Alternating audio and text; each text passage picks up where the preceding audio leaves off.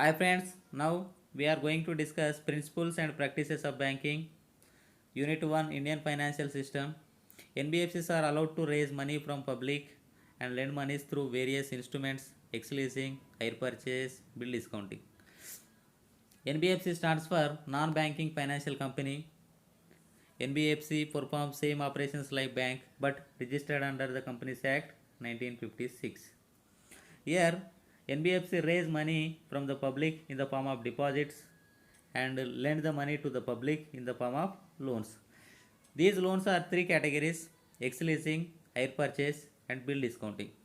Ex leasing means asset backed loans such as housing loans, loan against properties. Now, hire purchase. Hire purchase means here the customer pays margin amount and takes the goods to his home. Such type of loans are called hire purchases. For example, if we take a vehicle loan, if we take a vehicle loan, in vehicle loan, the customer pays only margin amount. The remaining amount, he will take the loan from a bank or any financial institution. Here, the customer get some position of the vehicle, but the real position is with bank or NBFC. Whenever the customer pays entire loan, the real ownership is transferred from bank to customer. Such type of loans are called hire purchase. Discounting. In bill discounting, we are going to get the money, but after some duration. For example, we have a 100 rupees bill. We are going to get this 100 rupees after 3 months.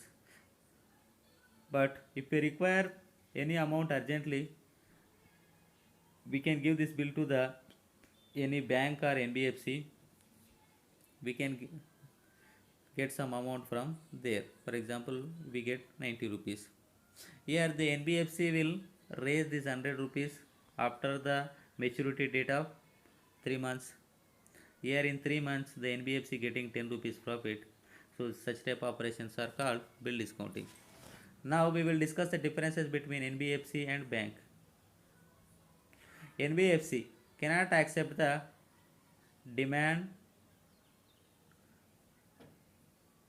deposits. Demand deposits means NBFC cannot open current account and saving account. Next, NBFC cannot issue the checkbooks. The third one is the deposits which held by NBFC are not covered under DICGC, Deposits Insurance Credit Guarantee Corporation. Primary dealers deals in the government securities, primary as well as secondary market. Primary dealers means, for example, if we take a person or a company want to raise money from market by issuing securities.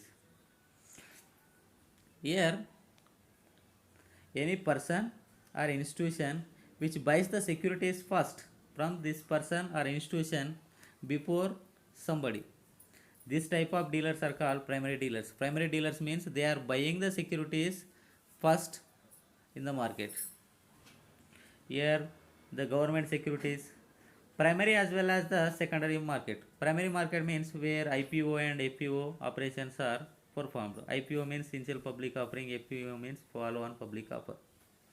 Secondary market means after IPO and FPO the shares are traded, so that market is called secondary market.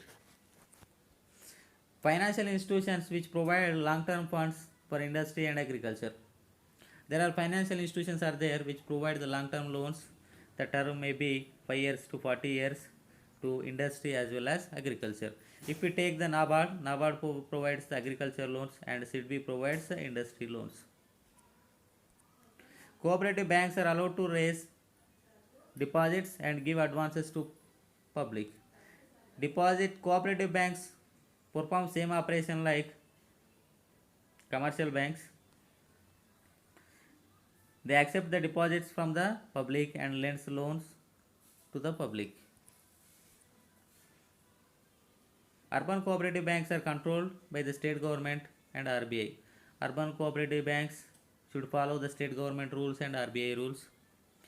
The other cooperative banks like State Cooperative Bank and District Central Cooperative Bank, These banks should follow the rules of guidelines of state government and NABARD. Now, CRR is a percentage of demand and time liabilities of a bank which is deposits held by the bank. CRR means cash reserve ratio.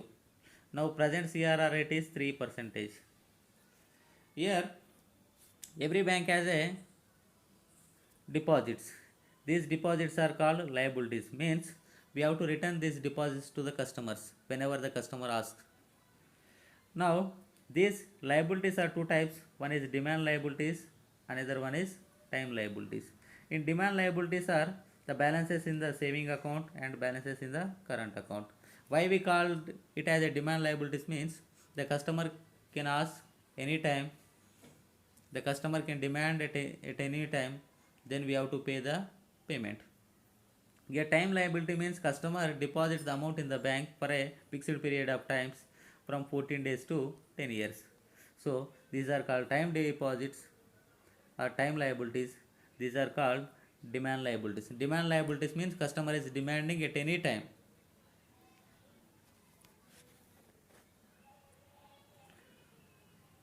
Here CRR should be maintained. Here for example, if we have the current account and saving account balance, these are called demand liabilities. So balance is 96 crores for example. If we have term loans, matlab term deposits, if we have 4 crores total, we have demand and time liabilities 100 crores. Demand and time liabilities 100 crores. Some portion of it means this is portion is decided by the RBI. Some portion of it we have to maintain with RBI in our current account. Means every bank has a current account with RBI. In that current account, that bank has to maintain the CRR. The CRR should be maintained in the form of cash only. Now SLR.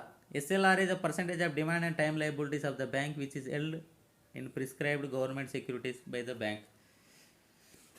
Here SLR means statutory liquidity ratio. Here now present SLR rate is 18%. Here SLR is also we should maintain some amount with RBI, but this amount should be in the form of cash or gold or in the form of government securities. That is the main difference between CRR and SLR. Bonds and debentures are the examples of corporate securities can be used to raise debts. Whenever a company want to raise money from the public, they uses bonds and debentures. The bonds are mainly used by the government bodies and debentures are mainly used by the public companies. Here these are government bodies means high security and low interest. This is public companies means no security, high returns. Here the amount is paid at maturity. Here the amount is paid at maturity but interest paid every 6 months or every 1 year. That is the difference between bonds and debentures. Debts is nothing but bonds and debentures. Equity is nothing but equity shares. Derivatives means we are speculating something that this value may increase or decrease. Derivative means speculations, but we are going to speculate some commodity.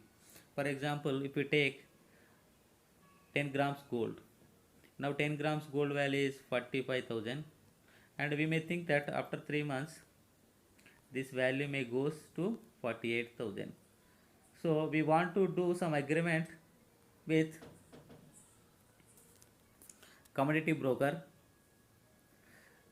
that we want to buy 10 grams of gold at the rate of 48,000 after 3 months. If the gold rate increases, for example, after 3 months, if the actual gold rate is 52,000, but we need not to bother about this rate because we already made an agreement with the commodity broker for 48,000, so we get the gold at 48,000. If the gold rate reduces after 3 months. For example, now gold rate is 45,000. If actually it reduces after 3 months 42,000, we may lose the money, but however, we have made a contract with the commodity broker, so we are going to get the gold at 48,000. This type of operations are called derivatives. SEBI is a capital market regulator. Capital market means any company want to raise money from public. They can raise the money in the form of equities, bonds, long term investment. These type of operations are called capital market. This capital market is regulated by SEBI, Security Exchange Board of India. Merchant bankers or investment bankers are licensed by the SEBI. They issue the stocks, raise funds and manage them. Here merchant bankers are investment bankers.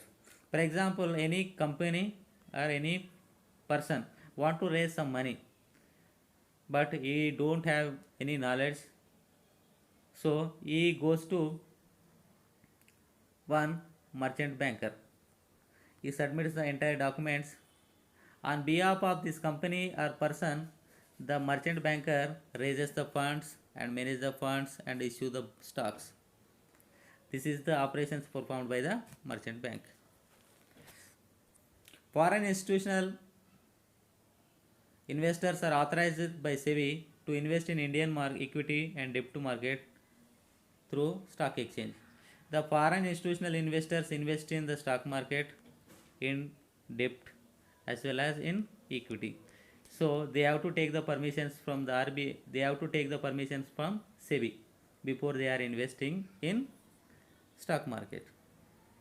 Here deposits are held in the security in demat form. Here the securities are stored in depositors in demat form, not in a physical form. Mutual funds pools money from the investors and invest in the stocks, debts and other securities. For example, this is a mutual fund company. What mutual fund company will do? They will take the money from the investors. This is the first investor, this is the second investor, this is the third investor. They will take money from these investors and they will pull the money, and after deducting their charges and admin charges, all those taxes, they invest the remaining amount. For example, they collected 100 crores, they deduct 3 crores as admin charges and other charges. Then 97 crores will be invested in the stocks, debts and other markets. Here the three regulators authorities are: RBI is for bank. RBI means Reserve Bank of India, regulates banks. SEBI, Security Exchange Board of India, regulates capital markets. IRDA, Insurance Regulatory Development Authority, regulates insurance sectors. Second unit, banking regulation. RBI was constituted under RBI Act 1934. RBI has formed under the Act of 1934. RBI started functioning 1st April 1935. RBI is a state-owned institution under the RBI Transfer of Public Ownership Act 1948.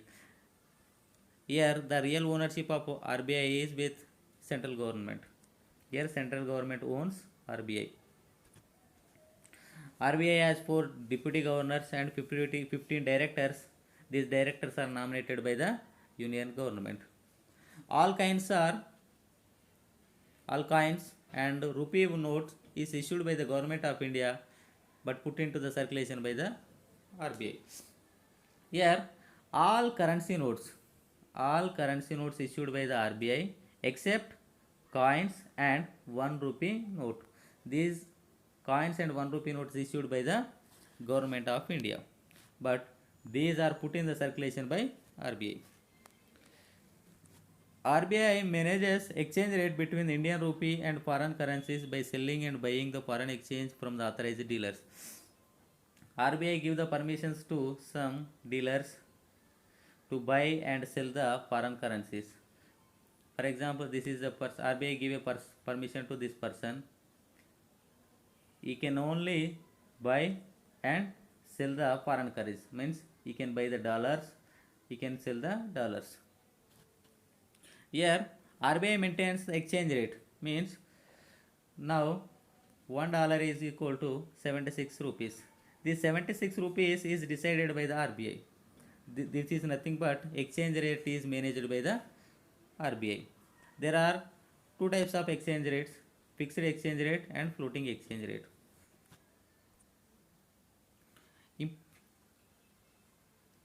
Important microeconomic policies: monetary and credit policies issued by the RBI annually, fiscal policy issued by the Ministry of Finance, exim policy issued by the Ministry of Commerce. Here RBI issues two policies. One is monetary policy, another one is credit policy.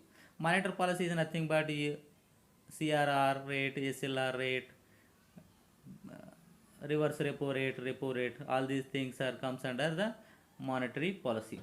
What is the credit policy? Credit policy means RBI's mandate the banks to lend this money to specified sector.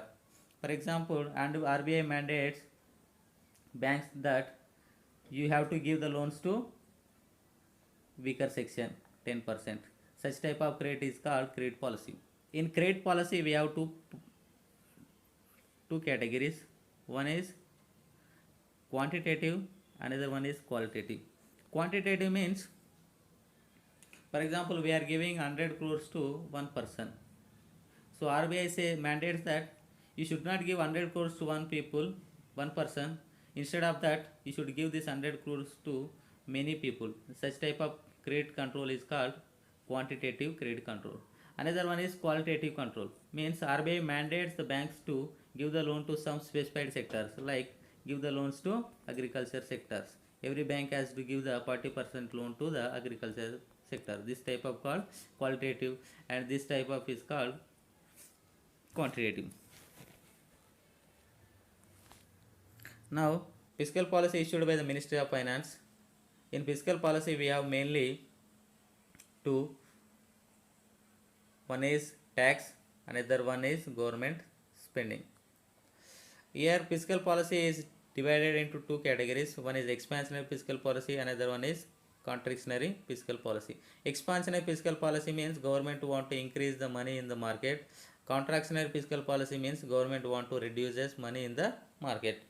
Here, in order to increase the money in the market, government reduces the tax and increases the government spendings. In order to reduce the money in the market, government increases the tax and reduces the government spendings. Exim policy. Exim policy is issued by Ministry of Commerce. For every 5 years, Ministry of Commerce issues the exim policy. In exim policy, we have the import duty and export duty and special economic zones. All these are mentioned in the exim policy. Saving account and current accounts are demand liabilities. Means customer can demand the money at any time. So we should be in a position to give the money to the customer. Reducing CRR increases the loanable funds with banks. For example, we have 100 crores deposits. If the CRR rate is 3%, so we have 97 crores for loaning purpose. For example, if the 100 crores deposit, if the CRR reduces, so if the CRR is 2%, we have the 98 crores. So if the CRR reduces, we have more funds to lend. If the CRR increases, we have the less funds to lend to the public. Similarly, RBI can prescribe SLR from 0 to 40%. SLR rate may be 0 to 40%. Present SLR rate is 18%. Increasing SLR reduces the loanable funds with banks. For example, we have 100 crores deposits. If SLR rate is 18%, so we have to keep this 18 crores with RBI. So we have only 82 crores to lend to the customers. If the SLR reduces, for example 100 crores, if SLR reduces to 10 crores, 10 percentage, now we have the 90 crores. If the SLR reduces, we have the more funds, that funds we can lend to the customers and we can earn the interest. Bank rate at which the RBI prepared to buy the rediscount bill of exchange or other eligible commercial papers from the bank. Bank rate is nothing but the RBI want to buy some securities from the banks. RBI is buying the securities from the banks at a rate is called bank rate. Here the bank rate increases, for example bank rate increases, if the bank rate increases, every bank has some unused funds. For example, if the bank rate increases, instead of keeping the funds idle, the bank, what bank will do? The bank will invest these funds in the RBI. So by increasing the bank rate, RBI takes the money from the public. By reducing the bank rate, RBI increase money with the bank.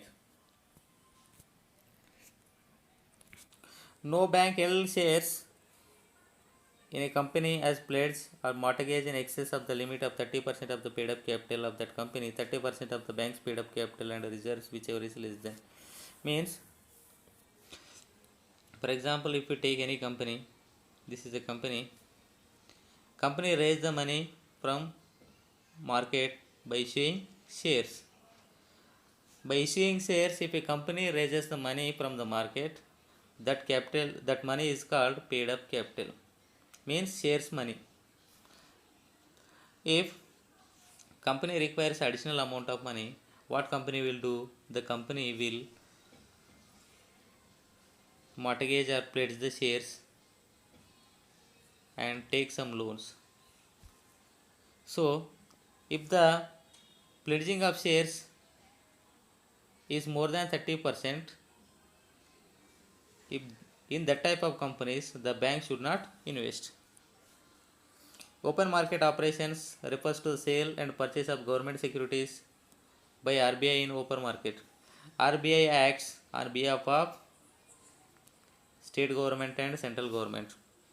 Here state government and central government raises the money in the form of bonds. So here the RBI acts on behalf of central government and state governments and raises the money in the form of bonds in open market operations. Selective credit control is another tool which RBI uses the money for money control, and it prevents the holding of essential commodity, resulting in the rises in the prices. Presently, buffer stocks of sugar increase the stocks of the sugar, with sugar mills representing a free sale of sugar and levy sugars are covered by SCC. Here, selective credit control is a tool of RBI. What we will do that, for example, there is a sector, for example, there is economic activity. This economic activity is not enoughly funded by the banks, what RBI will do? RBI mandates the banks that you should give the loans to this selective community or selective economic activities, because these activities has not developed very well. Such type of tool is called selective credit control. Okay friends, thank you. If you like my video, please like it, share it and subscribe my channel. Thank you.